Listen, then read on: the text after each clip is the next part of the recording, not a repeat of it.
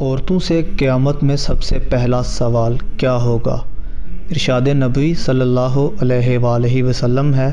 حضرت انس رضی اللہ تعالی عنہ سے روایت ہے کہ آپ صلی اللہ علیہ وآلہ وسلم نے فرمایا، قیامت کے دن عورتوں سے سب سے پہلے نماز کے متعلق سوال کیا جائے گا کہ پابندی کے ساتھ وقت پر ادا کی تھی کہ نہیں۔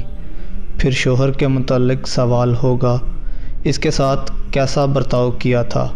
اس حدیث کے فائدے میں لکھتے ہیں کہ حشر کا میدان جو قلب و جگر کو پگھلا دینے والا ہوگا، اس میں عام مسلمان سے خواہ مرد ہو یا عورت، سب سے پہلا سوال نماز کے متعلق ہوگا۔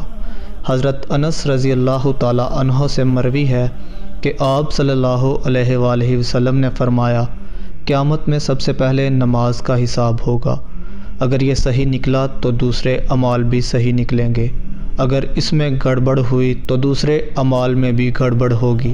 عورتیں نماز میں بھی کوتاہی کرتی ہیں۔ نئی عمر کی جوان عورتیں اکثر تارک نماز ہوتی ہیں۔ کچھ تو بہانہ بناتی ہیں کہ بچوں کا پیشاب کپڑے میں لگا رہتا ہے۔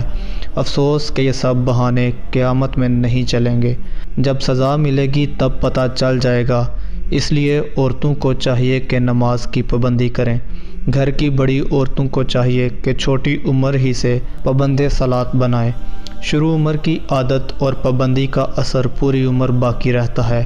فرائض شریعہ کے مطابق عورتوں سے شوہر کے حقوق اور ان کی خدمت کے بارے میں سوال ہوگا۔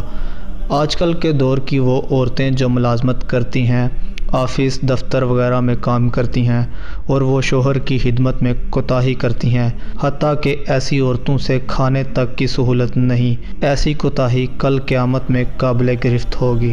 اللہ پاک ہم سب کو اس حدیث کو سمجھنے کی اور عمل کرنے کی توفیق عطا فرمائے، آمین۔